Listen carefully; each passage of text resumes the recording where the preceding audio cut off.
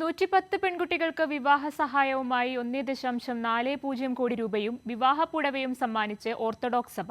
സഭയുടെ ജീവകാരുണ്യ പദ്ധതിയായ സഹോദരന്റെ 3-ാം വാർഷികം പ്രമാണിച്ചായിരുന്നു സഹായം. കോട്ടയം ദേവലോകം അരമനയിൽ നടന്ന ചടങ്ങ് പശ്ചിമ ബംഗാൾ ഗവർണർ ഡോക്ടർ സി.വി. ആനന്ദ ബോസ് ഉദ്ഘാടനം ചെയ്തു. വിവാഹത്തിന് സാമ്പത്തിക ബുദ്ധിമുട്ട് അനുഭവിക്കുന്ന 100 വനിതകൾക്ക് 1 ലക്ഷം രൂപ നൽകാനായിരുന്നു സഭയുടെ പദ്ധതി. ഇതിലേക്കായി സഭയുടെ അഖില മലങ്കര മർത്തമറിയം വനിതകൾ സഹോദരിക്കെന്ന പേരിൽ 1 കോടി രൂപ സമാഹരിക്കാൻ ലക്ഷ്യമിട്ടിരുന്നു. പദ്ധതി പ്രകാരം 1,40,00,000 രൂപ ലഭിച്ചതോടെ അപേക്ഷിച്ച മുഴുവൻ പേർക്കും സഹായം നൽകുകയാണെന്ന് കാതോലിക്ക ബാബ പ്രഖ്യാപിച്ചു. നമുക്ക് സഹോദരത്വം എന്ന് പറയുന്നത് ആത്മീയതയാണെന്ന് മനസ്സിലാക്കിക്കൊണ്ട് പ്രവർത്തിക്കുവാൻ കർത്താവ് പറഞ്ഞത് മറ്റൊന്നുമല്ല. ഈ ആത്മീയതയുടെ അത്യുന്നത പദവിൽ കൊണ്ടാണ് കർത്താവ് പറയുന്നത്, നിന്റെ സഹോദരനെ നിന്നെ പോലെ തന്നെ സ്നേഹിക്കുക.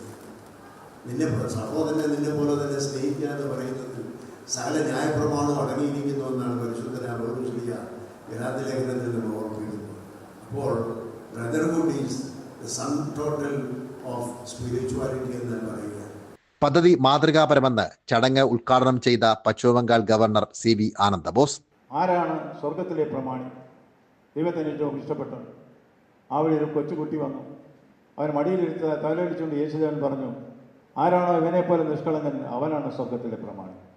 ഇതാണ് സഹോദരി. കുഞ്ഞുങ്ങളെ മനസ്സിലാക്കണം, സ്ത്രീകളെ മനസ്സിലാക്കണം. ആ തിരിച്ചറിവ് ഇവിടെ ഉണ്ട് എന്നുള്ള കാര്യത്തിൽ വളരെ സന്തോഷമുള്ള ഒരു കാര്യമുണ്ട്. സമൂഹത്തിൽ നടത്തുന്ന സേവന പ്രവർത്തനങ്ങൾ പരിഗണിച്ച് ഗവർണറുടെ എക്സലൻസ് അവാർഡ് ഓർത്തഡോക്സ് സഭയ്ക്ക് സമ്മാനിക്കുന്നതായി ഗവർണറുടെ ഓഫീസ് പ്രഖ്യാപിച്ചു. ആർദ്ര ചാരിറ്റബിൾ ട്രസ്റ്റ് സമാഹരിച്ച 100 പുടവകളും ചടങ്ങിൽ വിതരണം ചെയ്തു.